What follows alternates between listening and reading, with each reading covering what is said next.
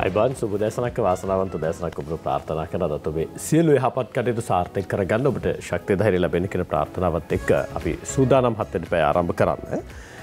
7 වෙනි පැය අද වෙන් කරන්න අපි හිතුවේ මේ වෙලාවේ එක් තැනකදී මේ සෞඛ්‍ය ශාස්ත්‍රයේ වෘත්ති සමිති 17ක් එකබද්ධව අරගෙන යන වැඩ වර්ජනය සම්බන්ධයෙන් සමාජය තුළේ බරපතල විවේචනයක් තියෙනවා. එක් පැත්තකින් විවේචනය රජයේ පාර්ශවයට එල්ලෙනවා මේක මැදිහත්ව සමහන් කිරීම වෙනුවෙන් දායකත්වයක් ලබා දෙන්නේ නැද්ද කියලා. අනෙක් පැත්තකින් වෙන විවේචනය තමයි නෑ එහෙම කරන්න ඕනේ නෑ මේ වෘත්තීය සමිති නෙමෙයි මේ දේශපාලන අරමුණක් තියාගෙන කරන අරගලයක්. ඒ නිසා මේකට රජය මැදිහත් වෙන්න ඕනේ සහ මේකට නීතිමය පැත්තෙන් අපි ක්‍රියාත්මක වෙමු කියන කාරණේ සම්බන්ධයෙන් සාකච්ඡාවක් තියෙනවා. කොහොම නමුත් මේ වෙනකොට අත්‍යවශ්‍ය සේවාවක් බවට පත් කරලා අතිවිශේෂ ගැසට් නිවේදනයක් නිකුත් කරලා තියෙනවා. වාරණ නියෝගයක් අරන් තියෙනවා. මේ මත පදනම්ව වෘත්තීය සමිතියක් ඉවත් වෙලා තියෙනවා. අනෙක් වෘත්තීය සමිති ක්‍රියාත්මක වෙනවා. කොහොම නමුත් මෙහි තියෙන නෛතික තත්ත්වය මේ අතිවිශේෂ ගැසට් නිවේදනයක් හරහා අත්‍යවශ්‍ය සේවාවක් බවට පත් කරාට පස්සේ සෞඛ්‍ය සේවාව වර්ජනය කරන්න පුළුවන්ද? දිසාධිකරණයේ වාරණ නියෝගයක් තියෙද්දී අධිකරණ නියෝගයට ගරු කළ යුතු නැද්ද?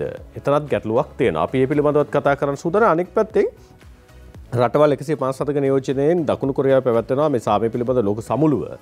මේකට හිටපු ජනාධිපතිතුමන් මෛත්‍රීපාල සිරිසේන මැතිතුමන් සහභාගී වුණා. එතුමා එහිදී කියනවා ලංකාව යුද්ධයෙන් පස්සේ තාම බලය බෙදලත් නැහැ. අනෙක් පැත්තෙන් සංහිඳියාව පිළිබඳව වන කාර්යයට සාධනීය මැදිහත් වීමක් ප්‍රවේශයක් අරගෙනත් නැහැ කියලා මේක බරපතල ප්‍රකාශයක්. රටවල් 157ක් ඉස්සරහා එතුමා කරන්නේ. එක් පැත්තකදී එතුමත් අවුරුදු 5ක් මේ රටේ ජනාධිපතිවරයා වෙලා හිටියා. එතකොට එතුමටවත් ඒ කාර්ය කරන්න බැරිද කියන කාරණේ සම්බන්ධයෙන් ප්‍රශ්නයක් තියෙනවා. කරන්න බැරි දෙයක් ගිහිලා කියන එක සම්බන්ධයෙන් ඉදිරියේදී රටට බලපාන තත්ත්වය පිළිබඳවත් බරපතල තැනක තියෙන නිසා අපි මේ පිළිබඳවත් කතා කරන්න සූදානම්. සහ අනෙක් පැත්තෙන් ජිනීවා මානව හිමිකම් සැසිවාරය ආරම්භ වීමට නියමිත තිබෙන මාර්තුවේදී මේ සම්බන්ධයෙන් ජිනීවා මානව හිමිකම් සැසිවාරයේදී පහුගිය කාල සීමාව තුළම ලංකාව විශේෂයෙන් බලපවත්වන්නට යෙදුණු ඔවුන්ගේ යෝජනාවන් සහ අනෙක් පැත්තෙන් ඔවුන් ලංකාවට ඉටු කරන්න කියපු කාර්යයන් මේ වෙනකොට ඉටු කරලා තියෙනවද කියන කාරණේ සම්බන්ධයෙන් අපි ටිකක් කතා කරන්න සූදානම්. මේ සියල්ල වෙනුවෙන්ම ගැඹුරු ඇදහිරීමක් සාධ්‍යනයක් තියෙන අපි ආරාධනා කළා නිරන්තරයෙන්ම මේ පිළිබඳව වන සාකච්ඡාවක් ඇතුළේ ඉදිරියට ඇවිත් සාකච්ඡා කරන නීතිඥ මානව හිමිකම් ක්‍රියාකාරී ප්‍රතිභා මහානාම හේවා මැතිතුමනි තාමත් මාතරින් ගෞරවයෙන් ආයුබෝවන් කරනවා පිළිගන්නවා. ප්‍රතිභා මහානාම හේවා මැතිතුමනි මම මුලින්ම මේ අර හිටපු ජනාධිපතිතුමා කරපු ප්‍රකාශයට යන්න කලින් මේ වෙලාවේ අර සෞඛ්‍ය වර්ජනය සම්බන්ධයෙන් අතිවිශේෂ ගැසට් නිවේදනයක් නිකුත් කරලා අත්‍යවශ්‍ය සේවාවක් බවට පත් කරලා තියෙනවා. දිසාධිකරණ නියෝගයක් තියෙනවා. වෘත්තීය අයිතිවාසිකම් සහ වෘත්තීය සමිති තමන්ගේ වෘතියන් වෙනුවෙන් පෙළගැස්මට සහ අයිතිවාසිකම් වෙනුවෙන් ඉදිරියට එන්න අයිතිවාසිකම් සම්බන්ධයෙන් ආණ්ඩු ව්‍යවස්ථාවේ 14 සඳහන් වෙනවා 15 සීමා කරලා තියෙනවා. කොහොම නමුත් අපේ රටේ වෘත්තීය සමිති පිළිබඳ ආඥා ප්‍රඥප්තිය සඳහන් වෙනවා. දැන් මෙහෙම තියෙද්දි මෙහෙම කරන එක හරියද? නැත්නම් මේ වාරණ නියෝගයක් ගන්න එක අතිවිශේෂ ගැසට් නිවේදනය නිකුත් කරන එක සහ මේ වෘත්තීය අයිතිවාසිකම් ඛණ්ඩනය කරන්නත් මේ හදන්න කියලා කෙනෙකුට ප්‍රශ්නයක් තියෙන්න පුළුවන්. එහෙම කරන්න පුළුවන්ද? අයිතිවාසිකම් දීලා තියෙ උල්ලංඝනය කරන්න පුළුවන්ද? සීමා කරන්න පුළුවන්ද? දසුන් මම මේකට ප්‍රවේශයක් ලබා ගන්න. ලෝක කම්කරු සංවිධානය. ඒ කියන්නේ අන්තර්රාජ්‍ය සංවිධානය. ඒකේ සමාජිකත්වය ගන්නවා ලංකාවේ වෘත්තීය සමිති ඉන්නවා.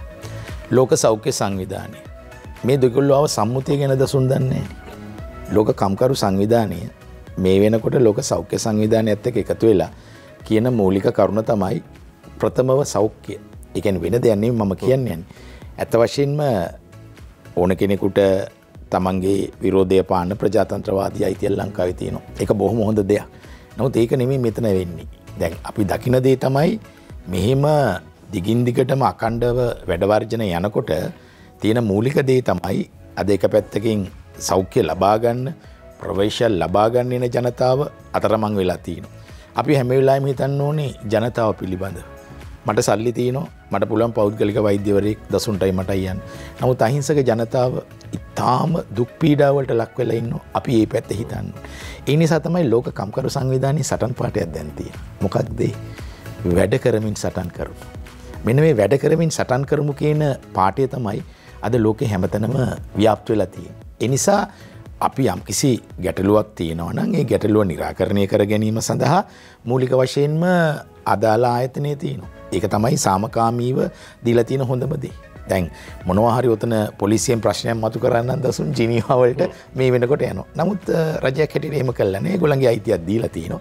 මං කියන්නේ වගකීම් සහිත වෘත්තීය සමිතියක් වෙන්න ඕනේ. ඒතර වගකීම් සහිත වෘත්තීය සමිතියකදී මේ වෙලාවේ බලන්න ඕන මූලික කාරණය තමයි තමන්ගේ සටන ජයග්‍රහණය කරා ගෙන යාමත් මහජනතාවගේ අර කියන අයිතිවාසිකම් ආරක්ෂා කරන. ඒතකොට සෞඛ්‍ය අයිතිය කියන එක අපේ ව්‍යවස්ථාවේ තාම සඳහන් වෙන්නේ නැහැ මූලික අයිතියක් ලෙස. ඉතින් මම හිතනවා ඉදිරියේ ආණ්ඩු ක්‍රම ව්‍යවස්ථාවක් ළඟදී මේනවා. මම දැකලා තියෙනවා සෞභාග්‍ය දැක්මෙත් එක කියලා තියෙනවා. ඒක ඉදිරියට එන බව පේනවා අපිට. ඒ තුල අපිට මේ සෞඛ්‍ය අයිතිය ආරක්ෂා කරලා දෙන්න පුළුවන්. අනිත් පැත්තෙන් අපි දන්නවා මෙහෙම දිගින් දිගටම මහජනතාව පීඩනයකට යනකොට අපේ ලංකාවේ තියෙන මේ ආණ්ඩුව විතරක් නෙමෙයි. ලෝකේ බොහොම ආණ්ඩු උත්සාහ කරනවා ඒක ජනතාවට ලබලා දෙන්න. ඒතකොට ඒක ජනතාවට ලබලා දෙන්න නම් ඒ සම්බන්ධ නෛතික ව්‍යුහයක් තියෙන්න ඕනේ. මොකද ඔබට මතකයිනේ 1980 වැඩ වර්ජනීය තුල මොකද වුනේ සියලු දෙනාගේම රැකියා අහිමි කර එක්සත් ජාතික පක්ෂ ආණ්ඩුව. නමුත් මෙහෙම කළා නෑ. ඒගොල්ලෝ කරන්නේ අත්‍යවශ්‍ය සේවාවක් බවට පත් කරනවා කියන්නේ ජනතාවගේ පැත්තෙන් බලන්න. ඔය දැන් අන්න එතන තමයි. එතන මෙහාට දැන් අත්‍යවශ්‍ය සේවාවක් බවට පත් කරලා අධිකරණ වාරණ නියෝගිකුත් අරගෙන තියෙද්දී අතිවිශේෂ ගැසට් නිවේදනයකුත් නිකුත් කරලා තියෙද්දී යන්න පුළුවන්ද අනෙක් පැත්තෙන් ආයතන සංග්‍රහය ප්‍රකාරව සේවාව අහිමි කරන තැනකට නීති ක්‍රියාත්මක කරන්න පුළුවන්ද? එහෙම ගැඹුරු තැනකට යන්න පුළුවන් කියන්නේ අවකාශයක් තියනවද? ඇත්තටම එහෙම අවකාශයක් තියෙනවා.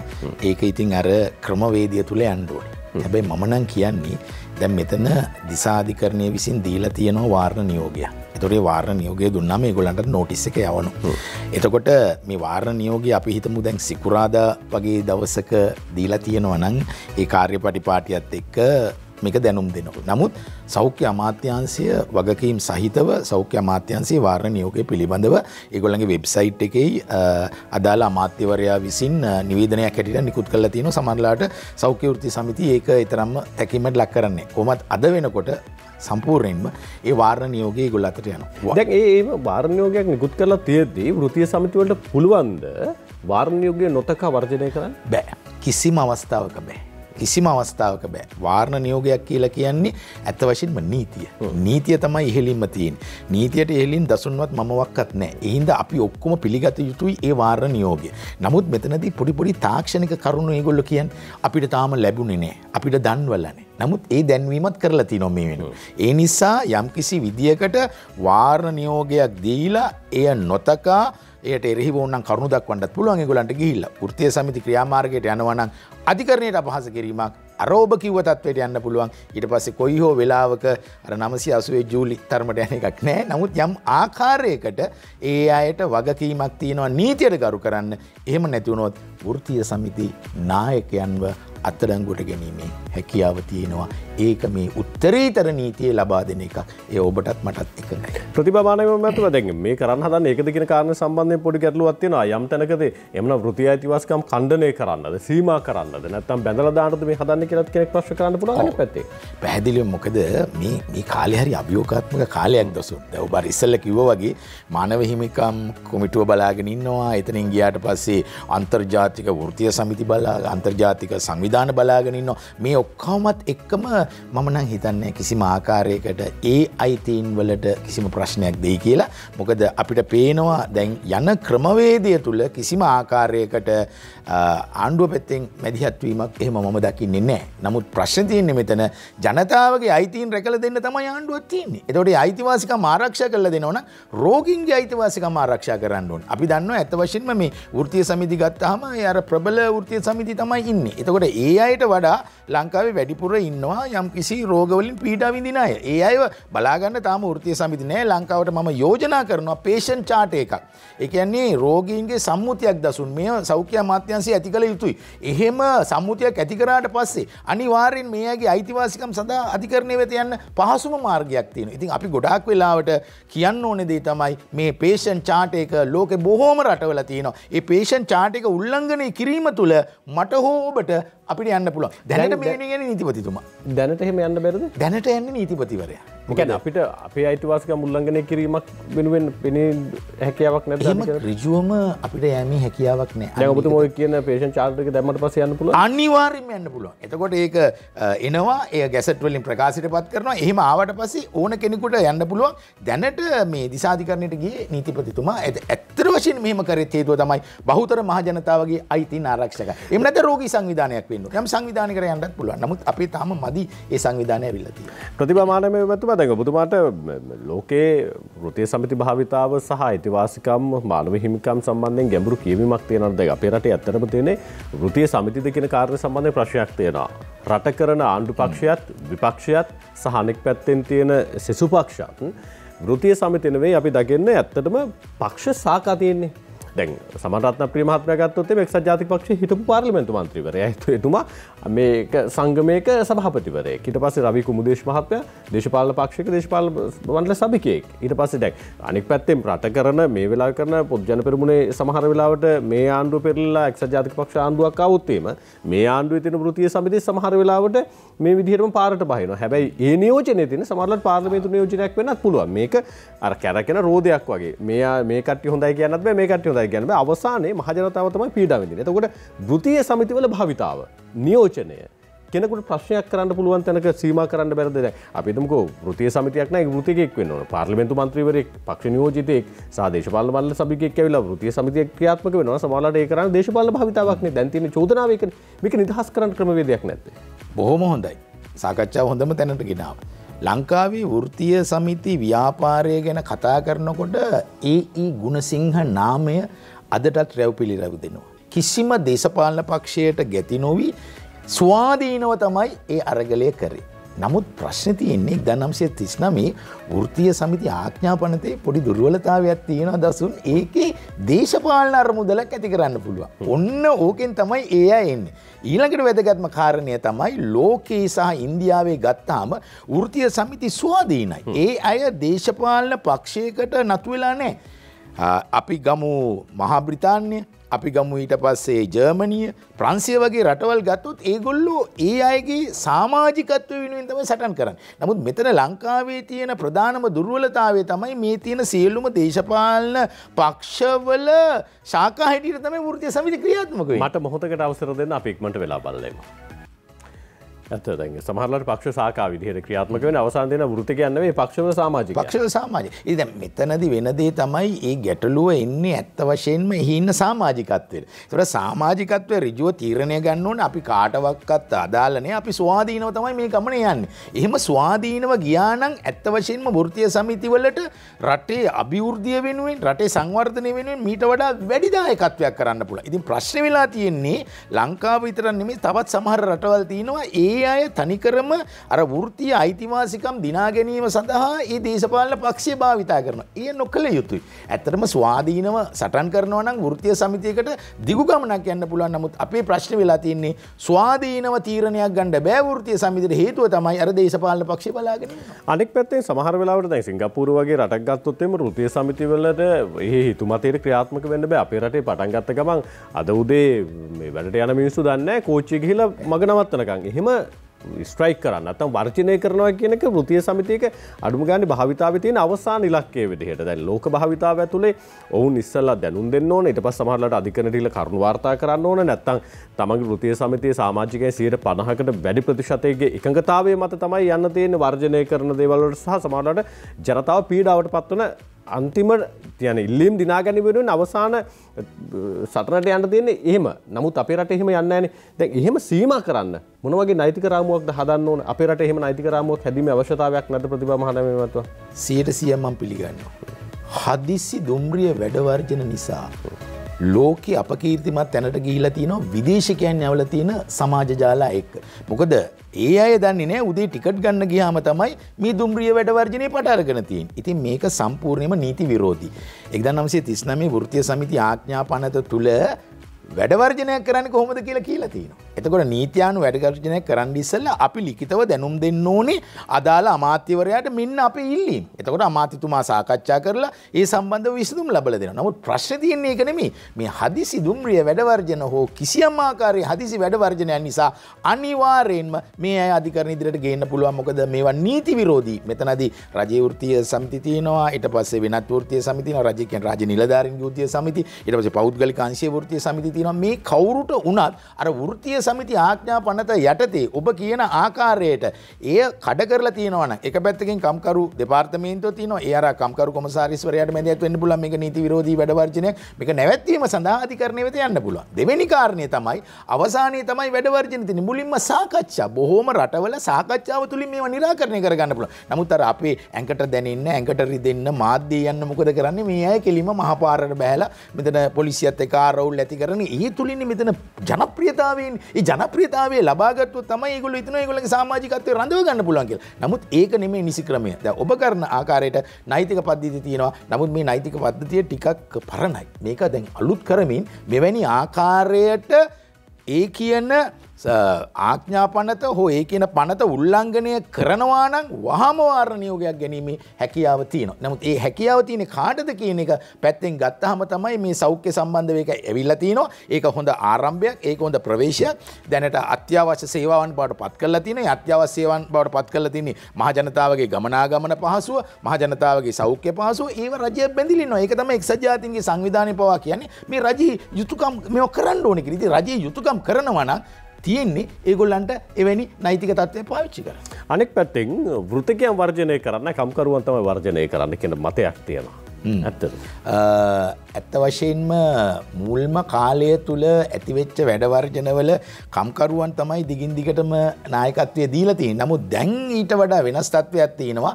වෘතිකයන් කියන්නේ ඊට වඩා වෙනස්. මොකද වෘතිකයන්ට පුළුවන් අර අනිත් කම්කරු ජනතාවට වඩා පැහැදිලිවම ගිහිල්ලා මේ ප්‍රශ්නේ සාකච්ඡා කිරීමේ හැකියාව තියෙනවා. ඒතර වෘතිකයෙක් වෙන්න නම් අපි ඔක්කොම වෘතිකයෝ අපිට දසුන් වෘතිකයෙක් වෙන්න සෑහෙන කාලයක් යනවා. ඒ සම්බන්ධයෙන් ආචාර ධර්ම තියෙනවා. අපි වෘතිකයන් හැටියට අපේ ආචාර ධර්ම පිළිපදින්න ඕනේ. පිළිපදමින් ආචාර ධර්ම මත ක්‍රියා කරමින් අපිට යම් කිසි දෙයක් කතා කරන්න තියෙනවනේ, අයිතියක් කතා කරන්න තියෙනවනේ, ඕන තරම් අපිට පුළුවන් ලියන්න අදාළ ආයතනයේට. එහෙම නැත්නම් අදාළ අමාත්‍යවරයාට, එහෙම නැත්නම් ජනාධිපති කාර්යාලයට. එහෙම ලියලා සාකච්ඡා මාර්ගයෙන් මේකේ විසඳුමකට එන එක තමයි හොඳම දේ. ඒක කරන්න පුළුවන්, ඒකට නායකත්වය දෙන්න පුළුවන් අය තමයි වෘත්තීයවේදී. දැන් එක තැනකදී ඔබතුමා සඳහන් කරනවා මේ වෘත්තීය සමිතිවල මේ මර්ධන නැත්නම් අර පීඩන ක්‍රියාවලිය නවත්තන්න නැත්නම් පීඩක ක්‍රියාවලිය නවත්තන්න නෛතික රාමුවක් තියෙනවා, නීති තියෙනවා කියලා. හැබැයි අපේ රටේ කම්කරු අමාත්‍යාංශය සහ හෝ වේවා ඊට අදාළ ආයතන හෝ වේවා අපි දකින්නේ 80 වර්ෂයෙන් මෙපිට මේ කිසි දෙයක් භාවිතයට ගන්නවා. සමහරවිට අර මේ යුද්ධ නැති කඩුව කොස් කොටන්නද කියලා අහනවා වගේ මේ වගේ වෙලාවට පාවිච්චි කරන්න තියෙන නීති භාවිත කරන්න නැතුව කොයි වෙලාවෙ භාවිත කරන්නද කියලා කෙනෙක් ප්‍රශ්න කරන්න පුළුවන්. ඇයි අපේ රටේ එහෙම භාවිත නොවෙන්නේ? කොතන හරි ගැටලුවක් තියෙනවද භාවිත කළොත්? මේකේ ලොකු සාකච්ඡාවක් ආවනේ. අධිකරණ අමාත්‍යවරයා පවා තැනක් කියලා තිනවා අසාධාරණ වැඩ වර්ජන. මේවා තහනම් කරන්න. නමුත් මාධ්‍ය යන්නේ මොකද්ද? වැඩ වර්ජන තහනම් කරන්න ඕනේ කියලා. අසාධාරණ වැඩ වර්ජනයක් තුල ඇත්ත වශයෙන්ම තියෙන්නේ දේශපාලන අරමුණක් දසු. එය නංවා ගැනීම සඳහා තමයි මේ ඔක්කොම කට්ටිය ක්‍රියා කරන්නේ. එතකොට ඒක නවත්තා ගන්න නම් මුලින්ම සමාජිකත්වයට පුළුවන් බල කරන්න. මොකද සමාජිකත්වයේ නිහඬ කරවල මුකුත් කරන්න බෑ. ඔය යන හැම වැඩ වර්ජනයකටම මහ සමුළුවක් හැඳවනවද? සියලුම සමාජිකයන්ගේ අදහස් ගන්නවද? නේද සුන් මේ නායකයෝ දෙන්නෙක් තුන් දෙනෙක් කියන වැඩෙන් තමයි අනිත් අහිංසක මුකුත් නොදන්නා මේ ජනතාව එනවා. වැඩ වර්ජනයක් එහෙම කරන්න බෑ. ඒගොල්ලෝ මහා සමුළුවක් තියන්න ඕනේ. වෘත්තීය සමිතිය තීරණය කරන්න ඕනේ. සම්මේලනයක් තියෙනවා. ඒව තීරණය කරන්න ඕනේ. අන්න එතන ක්‍රියාදාමයේ වරදක් තියෙනවා. ක්‍රියාදාමයේ වරදක් තියෙනවා නම් වෘත්තීය සමිති සමාජිකයට අනිවාර්යයෙන් මේට එරෙහිව යන්න ඕනේ. දෙක ඔබ අහන 80 වැඩ වර්ජනයෙන් පස්සේ මෙහෙම දැනෙන දෙයක් කරලා නැහැ. මොකද ගොඩාක් වෙලාවට රජය ඒවට ඉඩ දීලා තියෙනවා. මොකද හේතුව තමයි ප්‍රජාතන්ත්‍රවාදීව තමන්ගේ ඒ විරෝධත්වය ප්‍රකාශ කරන. නමුත් ඒක අවභාවිතා නොකළ යුතුයි. ඒ අවභාවිතා නොකිරීම අද 80ට වඩා ගොඩක් වෙලාවට සිවිල් සමාජයේ දැනුගත් සමාජයන් දසුන් ලංකාවේ අකුරුගත්කමේ හැකියාව 99 ප්‍රමාණයක් තියෙන ඉන්දියාවටත් වඩා වැඩි.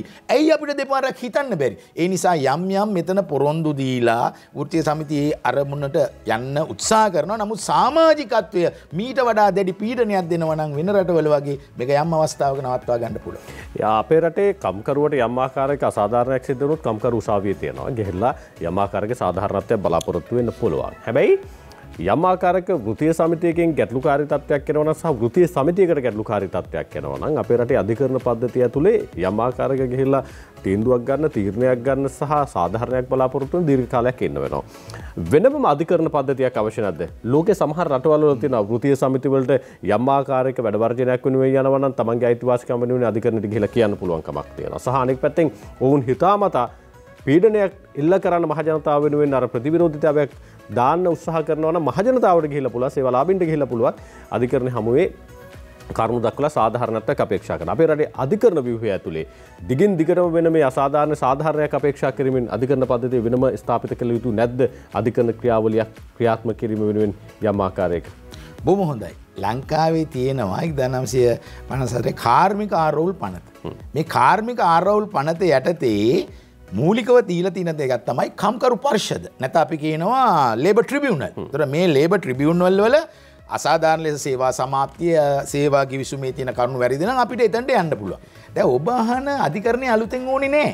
මේ කාර්මික ආරවුල් පනතෙම පැහැදිලිවම තියෙනවා මෙවැනි ගැටලු निराකරණය කරගන්න ආකාරය. ඒක ආකාරය ඉතාම හොඳයි. ඔබ මේ ප්‍රශ්නේ මතු කරේක. ඒක පුළුවන් කොන්සිලියේෂන් සම්මුතියකට යන්න පුළුවන්. සහනයක් ලබා කම්කරු කොමසාරිස්වරයා ගාවට යන්න පුළුවන්. සාමූහික කිවිසුම් තියෙනවා.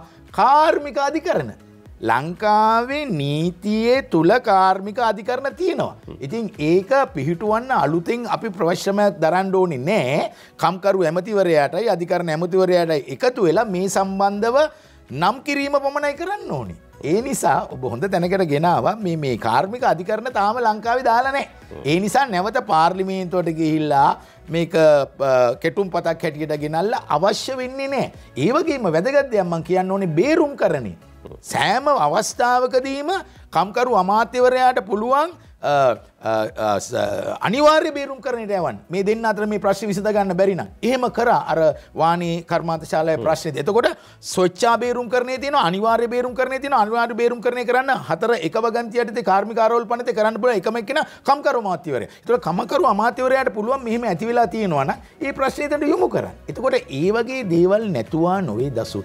මේවයි ක්‍රියාකාරීත්වය අපි ලබා ගන්න ඕනේ. එතකොට කාර්මික අධිකරණ ඇත්ත වශයෙන්ම පිහිටුවලා තියෙන්නේ නම් කරන්නයි ස්ථානයක් විතරයි. හරි? එතකොට බත්තර මුල්ලේ හරි කොහේ හරි එක පිහිටවන්න පුළුවන්. දෙවෙනි අවස්ථාව තමයි මේක අනිවාර්ය බේරුම් කරන්නට යොමු කරන එක. මෙහෙම කරලා ලංකාවේ ප්‍රශ්න විසඳපු අවස්ථා මම දන්නවා. දැන් බලපුවාම මේ නීතියක් තියෙනවා.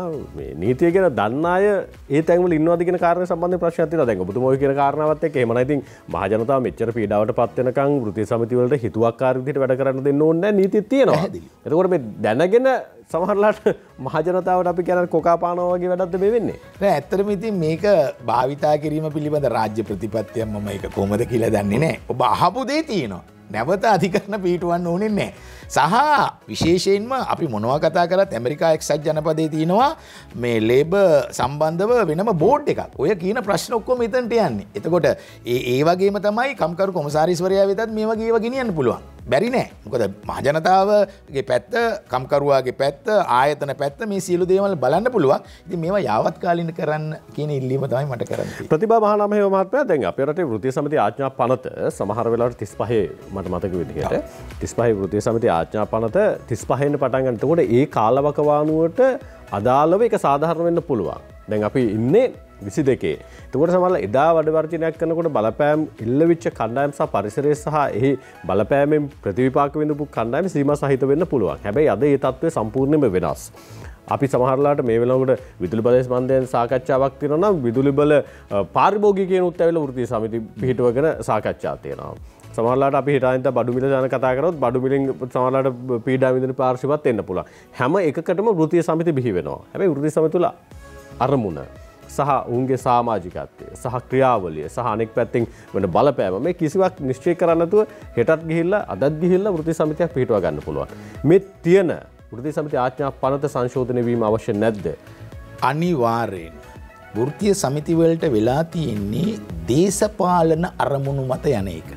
නමුත් මේ දේශපාලන අරමුණු මත යනවා නම් ඒ වෘත්තීය සමිතිය ලියාපදිංචි කිරීමේදී ඒ පරමාර්ථය ඉතා වැදගත්. විවස්ථාව ඉතා වැදගත්. කම්කරු කොමසාරි ජෙනරල් කාර්යාලය මේක ලියාපදිංචි කරනවා. දැන් වෙලා තියෙන දේ තමයි මෙතන හැම වෙලාවෙම බලන්න සමාජිකයන්ට යම්කිසි වරප්‍රසාදයක් අයිතියක් හෝ යම්කිසි දීමනාවක් ලබා දෙනවා කියමින් යටින් යන අරමුණ තමයි දේශපාලන අරමුණ. මෙන්න මේක තමයි වෙලා තියෙන්නේ. ඒ නිසා වෘත්තීය සමිති දේශපාලන අරමුණු මත මෙහෙවන තාක්කල් ඒගොල්ලන්ගේ සමාජිකත්වයට සුගතියක් නම් වෙන්නේ නැහැ. අනෙක් පැත්තෙන් දැන් වෘත්තීය සමිතිය දැන් එහෙම සුගතියක් වෙන්නේම නැහැ තමයි ප්‍රතිභාපුංචි මේ ප්‍රතිභාවත්. දැන් නමුත් අපිට ප්‍රශ්න තියෙන්නේ දැන් එහෙම පිහිටවන එකක් පසුවිපරමක් කරෙන්නෙත් නැහැ. ඔව්. අයිත් ඒක පිහිටවන්න හිතුමතේ දෙන ඉඩකඩ සමහරවිට හිතුමතේ බෑ. ඉතින් අපි පිහිටවනවා දැන් ඔබතුමා කියන ව්‍යවස්ථාව දෙන්නෙක් එකතු වෙලා හදනවා. නෑ එහෙම බෑ. ඒකේ 7 දෙනෙක් ඉන්න ඕනේ, ගිණුම් වාර්තා තියෙන්න ඕනේ, වාර්ෂික වාර්තාව තියෙන්න ඕනේ. ඉතින් ගියාට පස්සේ ඒක කම්කරු කොමසාරි ජෙනරාල් වරයාට යවන්න ඕනේ. එයා ඒ සියලුම දේවල් බලලා තමයි ඒ ලියාපදිංචි අංකයක් දෙන්නේ. ලියාපදිංචි අංකයක් නැතුව යනවනම්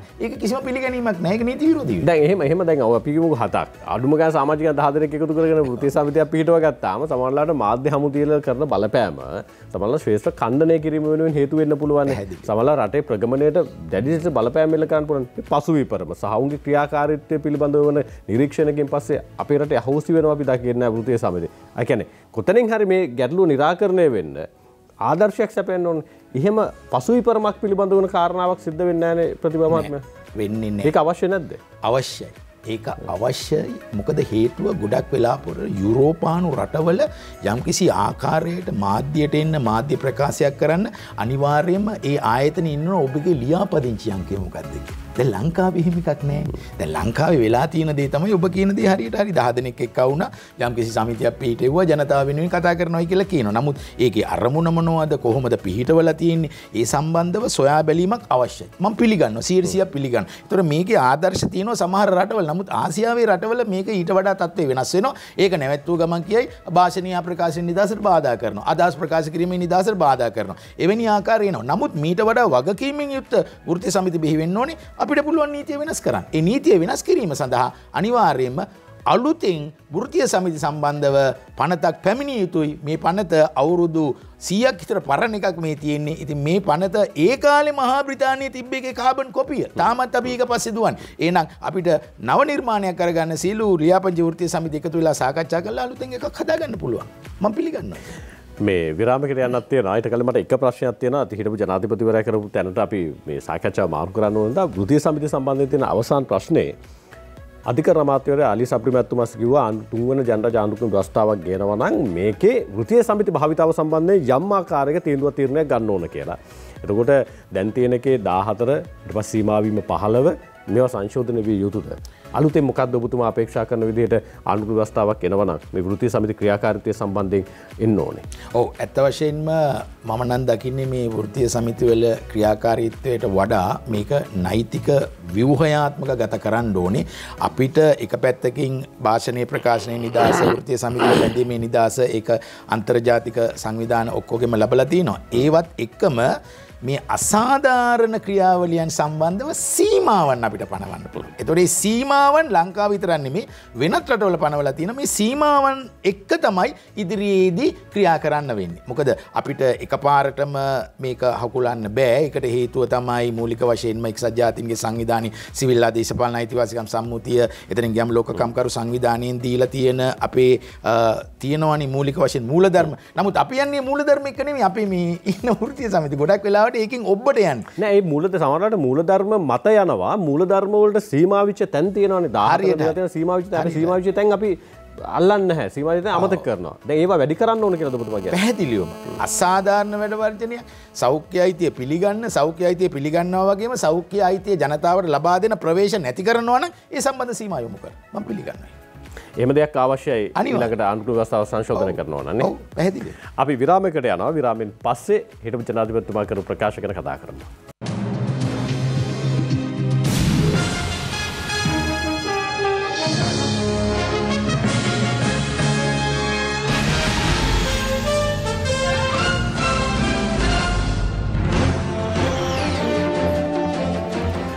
අපි එලිත අත්තර පැත් සමගෙන් අද නීතිඥ බාල හිමිකම් ක්‍රියාකාරී ප්‍රතිභා බහනම් හේවමැතිතුමන්ෙක් අපේ අත්තර පැයේ අර වෘත්තීය සමිතිවල භාවිතාව සම්බන්ධයෙන් මූලිකව අපි කතා කළා. ඉතින් මෙපිට හිටපු ජනාධිපතිතුමන් විශේෂයෙන්ම රටවල් 157ක් ආරම්භය සිදු කළ ප්‍රකාශය මේ වෙනකොට යම් ආකාරයක අපේ රටේ සාකච්ඡාවකට බඳුන් වෙලා තියෙනවා සහ ඊට දවසේදී නැත්නම් ඉදිරියේදී ආරම්භ වීම නිමිත්ත ජිනීවා මානව හිමිකම් සැසිවාරයේදී යම් ආකාරයක ශ්‍රී ලංකාව විශේෂ පීඩනයක් එල්ල කිරීම සඳහා හේතු සාධක වෙන්න පුළුවන්.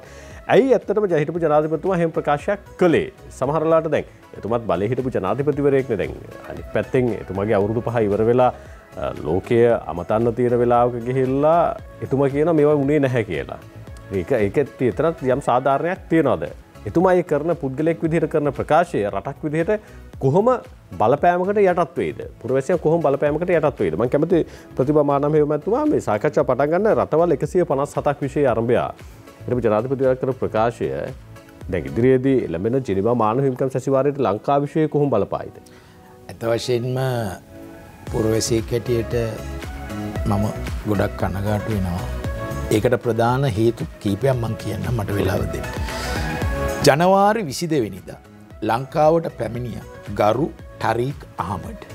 ගරු ටරීක් අහමඩ් කියලා කියන්නේ මහා බ්‍රිතාන්‍යයේ රාජ්‍ය අමාත්‍ය. දකුණු ආසියාව එක්සත් ජාතීන්ගේ සංවිධානයට සහ පොදු රාජ්‍ය මණ්ඩලය පිළිබඳ බලන රාජ්‍ය අමාත්‍යවරයෙක්. එතුමා ඇවිල්ලා ලංකාව ගැන පුළුල් අධ්‍යයනයක් කරා. පුළුල් අධ්‍යයනයක් කරලා එතුමා කිව්වා ලංකාවේ මානව හිමිකම් සංහිඳතාව හොඳ ප්‍රගතියකට ගමන් කරනවායි කියලා. ඒක කියලා දවස් කීයද ගියේ. හරි කනගාටුයි.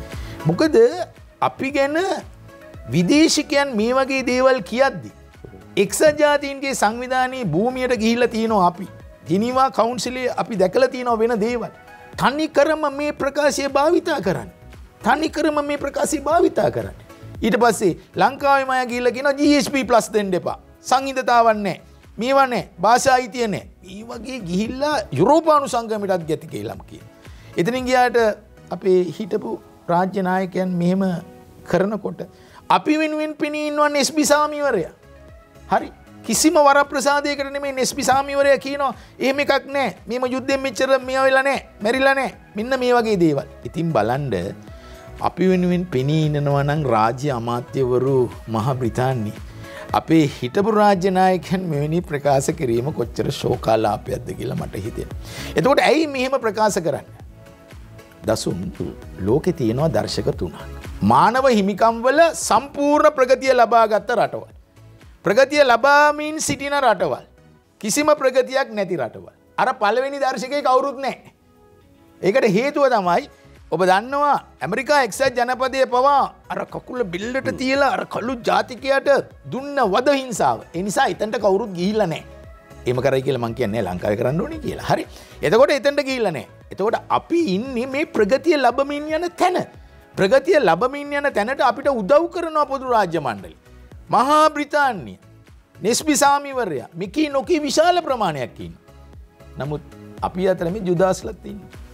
ඒතර එහෙම වුණාම අර ටරීක් අහමඩ් මැතිතුමා කියන ප්‍රකාශිත ජිනීවා මානව හිමිකම් කවුන්සිලේ පිළිගන්නේ එහෙම නැත්නම් අපි තුලම ඉඳලා ජාතික සංහිඳතා ආයතන ඇති කරලා අතුරුදාන් වූවන්ගේ කොමිසම් දාලා එවැනි ආකාරයට මේක හොඳම යහපාලනයක් කියලා කියපු අය කියනේවද?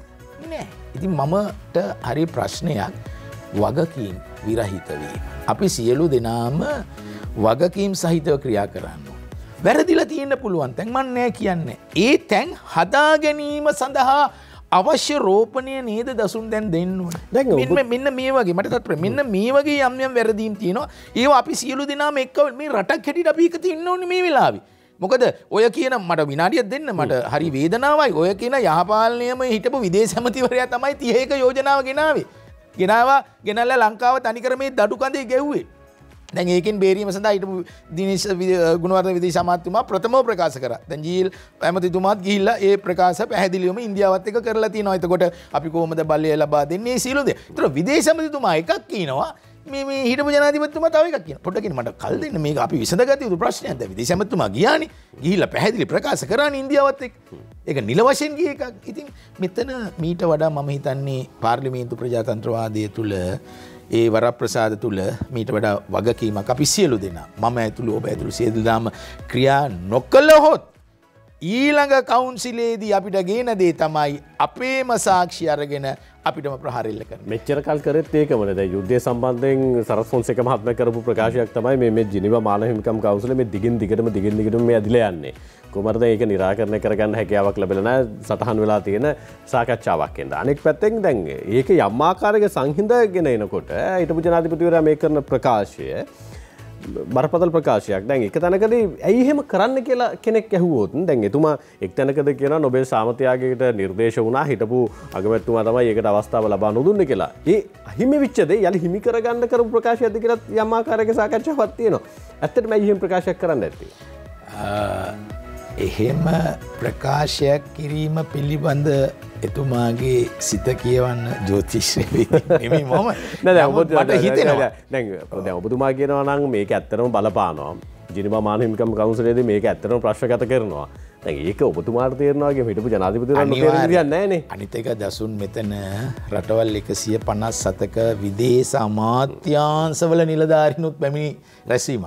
ඉතින් සමහර වෙලාවට එතුමා ජනප්‍රියතාවය සඳහා කීවාද එහෙම නැත්නම් අර රට තුල තියෙන පත්තර ටික කියව ගන්න බැරි වෙලා අදාළ ස්ථානයට ගියාද කියලා ප්‍රශ්නයකුත් මට මතුවෙනවා. නමුත් මීට වඩා අවධානයෙන් ඉන්න ඕනේ. සෑහෙන වැඩක් කරනවා.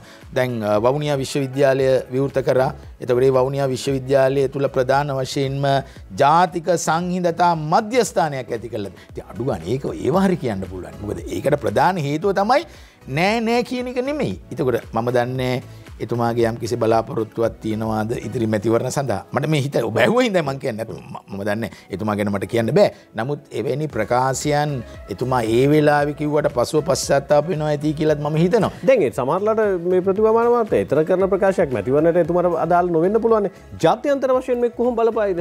ජාත්‍යන්තර වශයෙන් මේ වෙනකොට මගේ කියවීම සියලුම අන්තර්ජාතික මානව හිමිකම් සංවිධාන නම් වශයෙන් ඕනනම් කියන්නම් මේ කියන ප්‍රකාශය ඉස්මතු කරලා මෙන්න තියෙනවා රෙකමෙන්ඩේෂන්ස් අපිට දීලා එතකොට මෙන්න මෙතනටයි මම ගේන්නේ. ඒ ප්‍රකාශයත් එක්ක අපිට 2021 මාර්තු 19යි මාර්තු 2021 දී අපිට ගෙනාව යෝජනා ක්‍රියාවලියක්.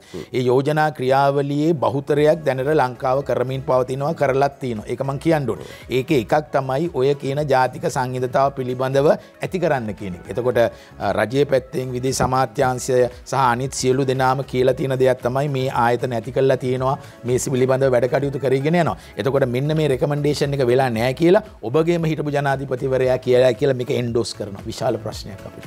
මොකද මේ දීලා තියෙන රෙකමෙන්ඩේෂන් වලින් දැන් ත්‍රස්තවාදී වැළැක්වීමේ පනත සංශෝධනය කරනවා. ඒ සඳහා ඇවිල්ලා තියෙනවා. එතකොට ඒක අවුට් වෙනවා. සංශෝධනය කළා ඒක. සංශෝධනය කරා. ඊට පස්සේ අර මුස්ලිම් ජාතීන්ගේ මරණ ප්‍රශ්නෙත් ඒක විසඳලා තියෙනවා. ත්‍රස්තවාදී වැළැක්වීම පනත යටතේ නීතිඥවරයෙක්ව අත්අඩංගුවට අරගෙන තියෙනවා. එයාවත් අපදීලා හරි කොහොම හරි එයාවත් නිදහස්. ඉතින් මේ ගොඩාක් දේවල් කරනවා.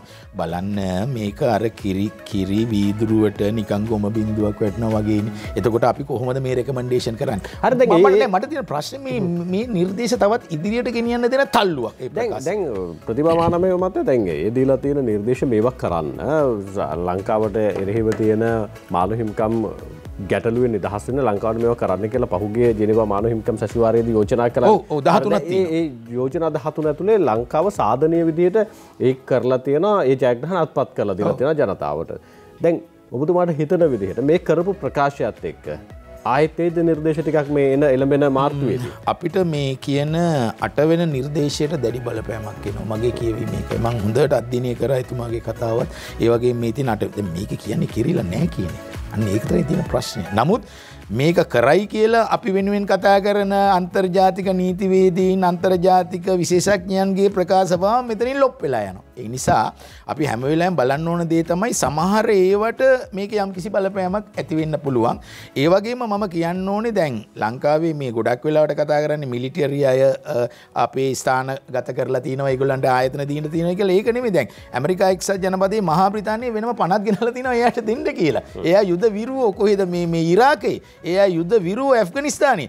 එයා යුද විරුවෝ ඔය කියන මැද පෙරදිග රටවල. නමුත් අපිට එනකොට ඒක වෙන පැත්තක්. මේ එකපාරටම හිටපු ජනාධිපතිතුමා මේ දකුණු කොරියාවේ පැවැත්වෙන සාමය පිළිබඳ ලෝක සම්මේලනයේදී කියනවා මේ බලය බෙදලා නැහැ කියලා. පළාත් සභා මැතිවරණයේ සම්බන්ධයෙන් වන සාකච්ඡාවකුත් තියෙනවා. දැන් පළාත් බලය බෙදීම පිළිබඳව වන 13න් ගෙන ආපු මේ පළාත් සභාව තමයි එතුමා විසින් අක්‍රිය කළේ. දැන් එතන අනෙක් පැත්තෙන් යම් ආකාරයක ගැටලුවක් තියෙනවා. එතුමා බලය බෙදලා නැහැ කියලා කියන 13න් එහා ගිහපු එකක් ගේන්න ඕනද? නැත්නම් අලුත් ආණ්ඩුක්‍රම ව්‍යවස්ථාව පිළිබඳව සාකච්ඡාව ඇතුලේ ඒ බලය බෙදීම අන්තර්ගත කරන්න ඕන කියන කාරණාව සම්බන්ධයෙන් මතු කිරීමක් නෙවෙයිද මේ?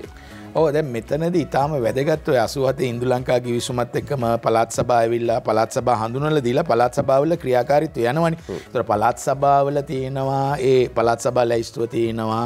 එතකොට දෙකම එකතු වෙලා කරන්න පුළුවන් වැඩ ලැයිස්තුව ඒවා තියෙනවා. යම් කිසි විදියකට යනවා. ඒ වගේම අධිකරණ තීරණත් තියෙනවා. දැන් ඔය ඉඩම් සම්බන්ධව එහෙම අධිකරණ තීරණ තියෙනවා. ඉතින් ඒවත් එක්ක ගැටෙන්න බෑ. මම නම් කියන්නේ දැන් 13 වන ආණ්ඩුක්‍රම ව්‍යවස්ථා සංශෝධනය කියන්නේ ව්‍යවස්ථාවෙම කොටසක්. ව්‍යවස්ථායම කොටසක් ඉඳලා ඒ ක්‍රියාත්මක කරමින් අපි යන්න ඕනේ. ඉන්දියාවත් අපිට ඒකට ආධාර දෙනවා. ඔබ කියන ඔය 13 ප්ලස් ගේන්න උත්සාහයක් කරා. නමුත් 13 ප්ලස් එක ආවේ නැහැ.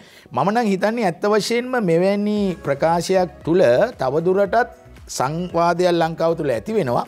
මගේ පෞද්ගලික අදහස නම් මේ කියන දේ තවදුරටත් වර්ධනය කරන්න ඕනේ. ඉදිරි ආණ්ඩුක්‍රම ව්‍යවස්ථාවක වර්ධනය කරනවා කියන්නේ ප්‍රායෝගිකව මේ න්‍යායාත්මකව විතරයි මෙතන තියෙන්නේ. ප්‍රායෝගිකව වර්ධනය කරන්න නම් පළාත් සභාවල තියෙන අඩුපාඩුකම් එතකොට උතුර නැගෙනහිර දැන් භාෂා ප්‍රතිපත්ති එහෙමම ක්‍රියාත්මක වෙන 13 වන ආණ්ඩුක්‍රම ව්‍යවස්ථාව ජාතික භාෂාව සිංහල දෙමළ අතේ ඇඟිලි පහ වගේ මව් භාෂාව සිංහල දෙමළ රාජ්‍ය භාෂාව සිංහල දෙමළ පරිපාලන භාෂාව සිංහල දෙමළ එතනින් ගියාට පස්සේ අධිකරණ භාෂාව සිංහල දෙමළ හැම එකම අපි සිංහල දෙමළ දෙකෙන් යනවා. මේක මම නෙමෙයි නවදිනත් පිල්ලේ මැතිනිය කියලා තියෙනවා. ඉතින් බලය බෙදීම පිළිබඳව යම් යම් තැන්වලදී අපි සාධනීය තැනකට ගිහිලා තියෙනවා. ඉතින් එහෙම ගිහිල්ලා ඒක තවදුරටත් අලුත් ආණ්ඩුක්‍රම ව්‍යවස්ථාවෙන් ඇතුළත් වෙන්න ඕනේ. ඉතින් මම නම් දන්නේ ප්‍රකාශවල යටි අරමුණක් තියෙනවා.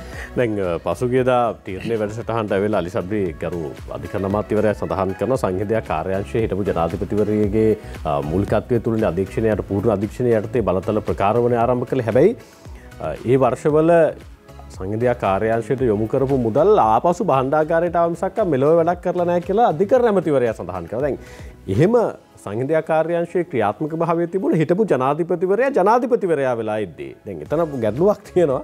ඒකට එතුමා සමහරවල්ලා ගිහිලා කියන්නේ එතුමාගේ කාල සීමාව තුළ ඇත්තටම සාක්ෂාත් කරපුවා නැත්නම් දිනා දෙන්න පුළුවන් දේවල් දිනා දීලාද කියන කාරණේ සම්බන්ධයෙන් ප්‍රශ්නයක් තියෙනවා. එතනින් මෙපිට හිටපු ජනාධිපතිවරයාත් පිටරට ගිහිලා නැත්නම් දකුණු කොරියාවට ගිහිලා මෙහෙම කතාවක් කරන්නේ ආවට ගියාට නෙවෙයිනේ. අපි කොච්චර කෙරලා තියෙනවා කියලා කිව්වට සමහරවිට කෙරලා නොතිබෙන්නත් පුළුවන්. දැන් ඔබතුමා කියනවානේ කෙරලා තියෙනවා කියලා. අපි කෙරලා තියෙන ආරම්භයක් අරගෙන තියෙනවා. ප්‍රවේශයක් අරගෙන තියෙනවා. අවශ්‍ය ආයතන ඇති කරලා තියෙනවා. මම අහින්දක වවුනියාවේදී ඒ වගේ දේවල් තියෙනවා. අපි ඒව ගැන කතා කරමු. අපි කතා කරන්නේ නැති. අපි කතා කරන්න ඕනේ දසුන්නේ. අපි ඒව ගැන කතා කරමු විරාමෙන් පස්සේ.